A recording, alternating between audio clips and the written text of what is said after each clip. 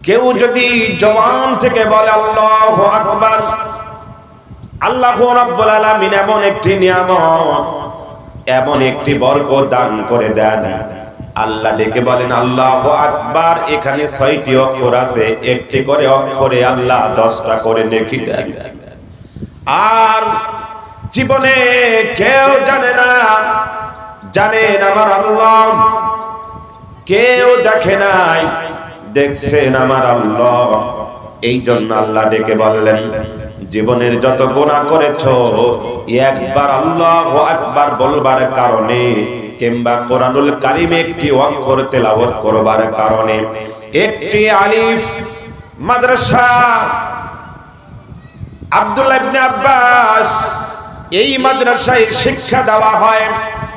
ছোট্ট শিশু জানে না ওযু কিভাবে ওযু করতে হয়, একটি মাদ্রাসার তলবে ইলম জানে না কিভাবে সালাম দিতে হয়, কিভাবে সম্মান করতে হয়, কিভাবে ইজ্জত দিতে হয়, এটা ছোট্ট শিশু জানে না।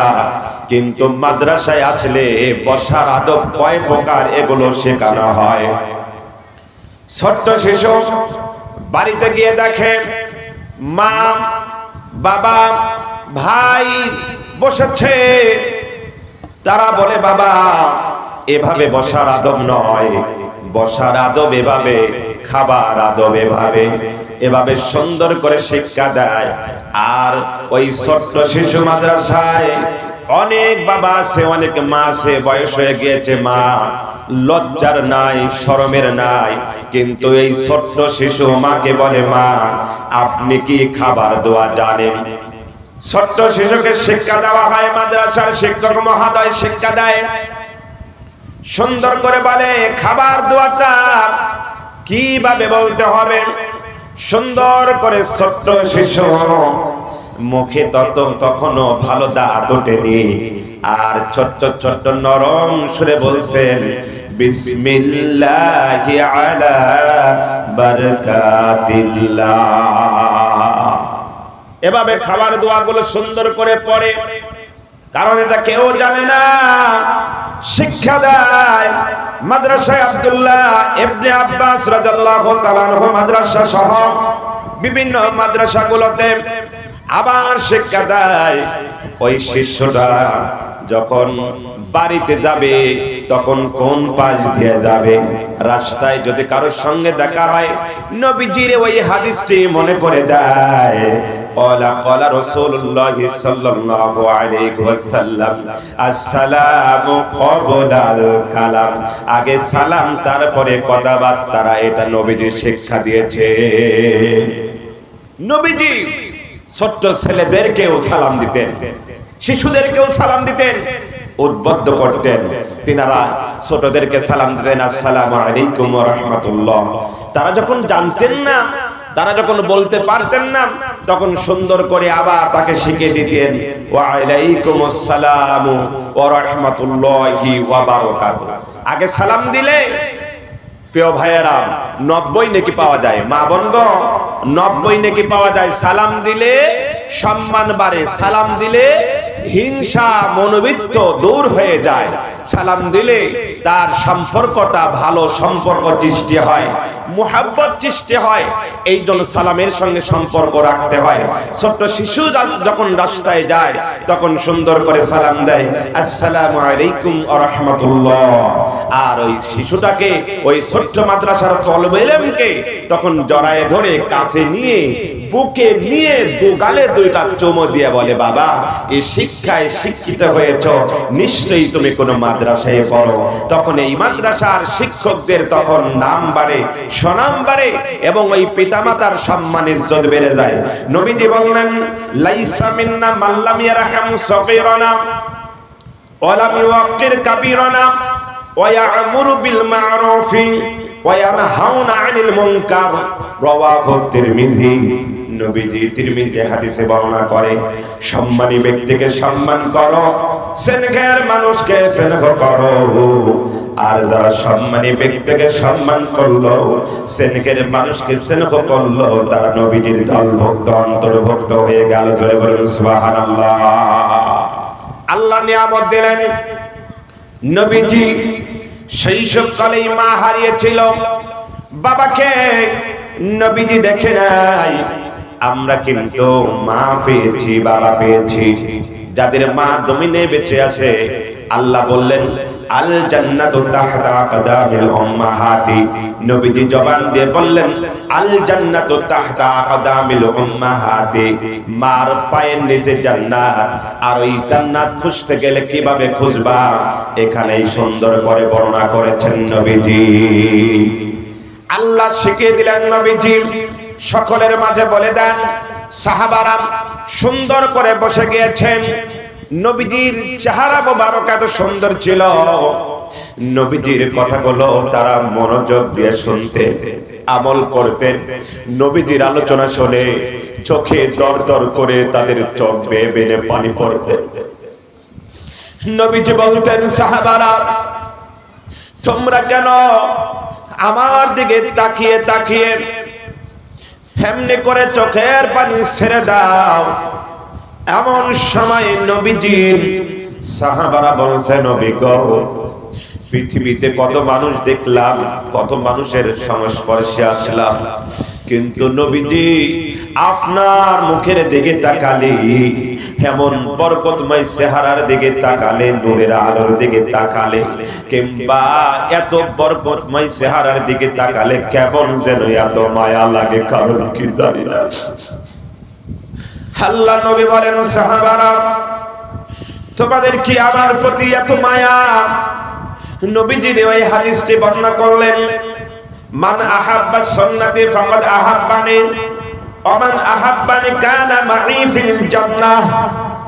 হে আমার উম্মতেরা, হে আল্লাহর গুনাহগার বান্দারা, কেউ যদি এই জমিনে আল্লাহ রাব্বুল আলামিনকে সন্তুষ্ট করতে গিয়ে নবীকে যদি ভালোবাসে, কুলিল্লাহুম্মা মালিকাল মুলক, সম্মান ইজ্জত কিভাবে বেড়ে যায়, এত বরকত নবীজি ডেকে বললেন, সাহাবারা রে তোমরা এত মায়া করো, এত দয়া করো, কারণ কি?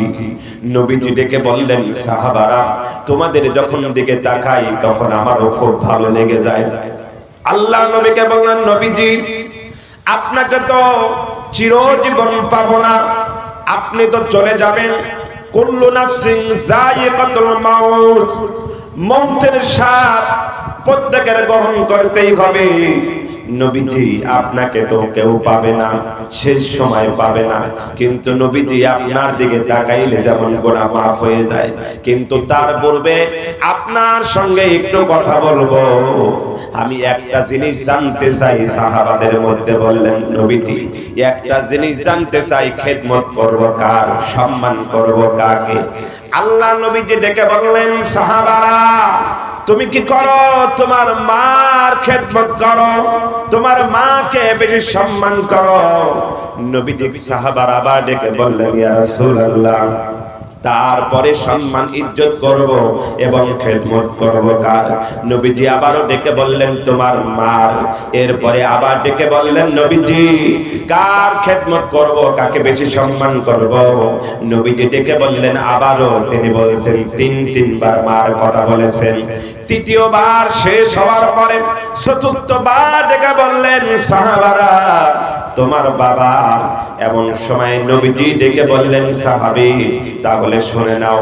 এমন একটি সময় আমার এক সাহাবী মক্কা মদিনায় বিভিন্ন জায়গায় ইসলামের দাওয়াত দিয়েছে, কোরআনের দাওয়াত দিয়েছে, মাকে কাঁধে করে নিয়ে সব জায়গায় ঘুরেছে, মাকে এত সম্মান করেছে, ইজ্জত করেছে। ওই মুহূর্তে একদিন আমার ওই সাহাবী ডেকে বলছেন, আল্লাহ নবীজি এই দুনিয়াতে মার খেদমত করলাম অনেক, মাকে অনেক খাওয়াইছি, মাকে অনেক পড়িয়েছি, মার অনেক খেদমত করেছি, কোনোদিন কষ্ট দেই নাই, কোনোদিন আঘাত দেই নাই। নবীজি আমি আমার মাকে নিয়ে মক্কা মদিনায় সব জায়গায় গিয়েছি, ঘুরেছি, কাঁধে করে নিয়ে বেরিয়েছি। ও নবীজি আমার মার এই সম্মান ইজ্জত করার কারণে আমি কি মার খেদমত যতগুলো করেছিলাম সব খেদমতের আমি সওয়াব কি পাবো কিনা? আমার যে দায়িত্ব আমার পালন হয়েছে কিনা? আল্লাহ নবী বললেন, সাহাবারা শুনে নাও, জবান খুলে শোনো, কান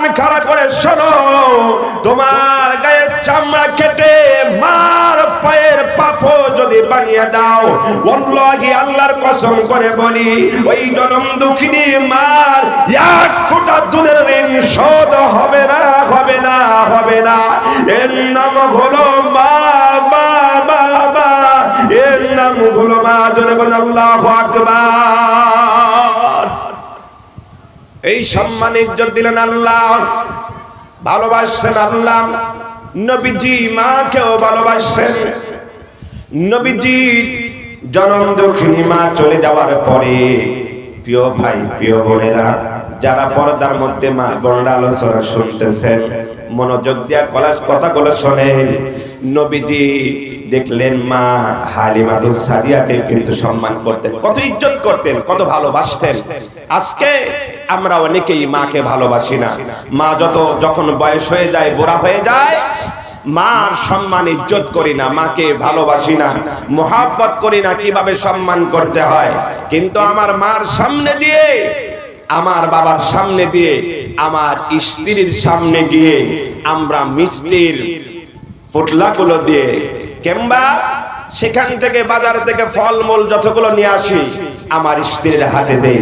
কিন্তু হাতে যতই দেই না কেন, প্রিয় বোন, মনে রাখতে হবে, জনম দুঃখিনী মাকে যদি কোনো বোন যদি শাশুড়িকে যদি একটি আপেল কেটেও যদি তার শাশুড়িকে যদি কেটে খাওয়ায়, আর ওই শাশুড়ি একটু মিষ্টি মিষ্টি হাসি দিয়ে, বরকতময় একটু হাসি দিয়ে যখন ওই বৌমার জন্য দোয়া করে, অবশ্যই সেই সংসারে বরকত আসবে, নিয়ামত আসবে। আল্লাহ রাব্বুল আলামিন তার রিজিকের এবং যত কিছুর ফয়সালা করবে। স্বামী স্ত্রীর মধ্যে মুহাব্বত বেশি বেড়ে যাবে, সম্মান ইজ্জত বেড়ে যাবে। এই জন্য হুন্না লিবাসুল লাকুম ওয়া আনতুম লিবাসুল লাহুন্না। একজন স্বামী একজন স্ত্রীর পোশাক, আর একজন স্ত্রী একজন স্বামীর পোশাক। জোরে বলুন সুবহানাল্লাহ।